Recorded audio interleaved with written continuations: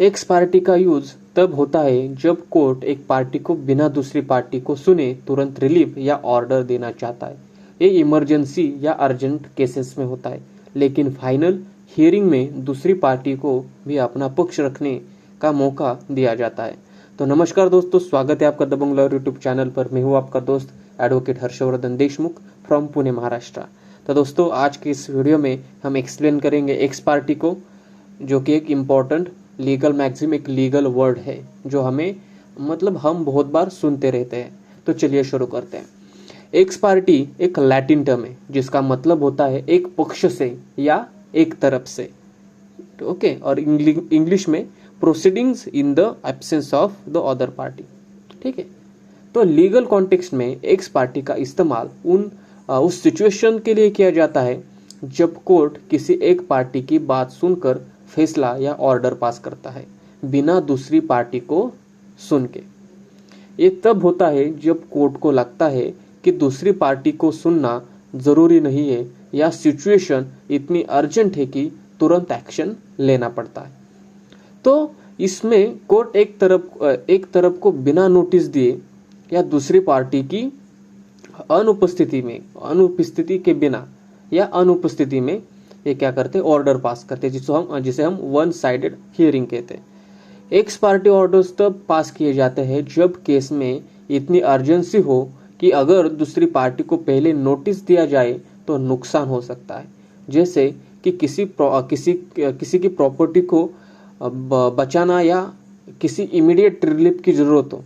ठीक है, इतनी अर्जेंसी है कि किसी को नुकसान हो सकता है उसके कारण, या किसी को इमीडिएट रिलीफ की जरूरत हो। ठीक है, तब क्या किया जा सकता है, एक्स पार्टी ऑर्डर दिया जा सकता है। एक्स पार्टी ऑर्डर्स अक्सर टेम्पररी होते हैं। दूसरी पार्टी को बाद में मौका दिया जाता है अपने पक्ष रखने का। ठीक है, क्या है, टेम्पररी ऑर्डर्स होते और दूसरी पार्टी को बाद में मौका दिया जाता है कि वो अपना पक्ष रखे और फिर फाइनल हियरिंग होती है। तो अगर हम एग्जाम्पल्स की बात देखें, एक्स पार्टी इंजेक्शन का अगर हम एग्जाम्पल देखें, अगर किसी को डर हो कि दूसरा व्यक्ति उसकी प्रॉपर्टी को बेच देगा या नुकसान पहुंचाएगा, तो वो कोर्ट में एक्स पार्टी इंजेक्शन की रिक्वेस्ट कर सकता है। कोर्ट दूसरी पार्टी को बिना सुने तुरंत एक टेम्पररी इंजेक्शन दे सकता है, जो दूसरी पार्टी को कुछ काम करने से रोक देगा। अगर दूसरा एग्जांपल अगर हम देखें एक्स पार्टी डिवोर्स पिटीशन का, तो अगर एक स्पाउस डिवोर्स केस में कोर्ट की समन को बार बार इग्नोर करता है। ठीक है, कोर्ट ने बहुत बार समन भेजा लेकिन वो क्या कर रहा है, बार बार इग्नोर कर रहा है, तो और प्रेजेंट नहीं होता कोर्ट के सामने, तो दूसरा स्पाउस जो एक्स पार्टी है, तो दूसरा स्पाउस एक्स पार्टी हियरिंग के लिए कोर्ट में रिक्वेस्ट कर सकता है। ठीक है, क्योंकि जो आगे वाला स्पाउस या जो पार्टी वो नहीं आ रही है समन के बावजूद, तो जो दूसरा स्पाउस होगा एक्स पार्टी हियरिंग के लिए कोर्ट में रिक्वेस्ट कर सकता है और कोर्ट दूसरी पार्टी के बिना डिवोर्स का फैसला कर सकता है।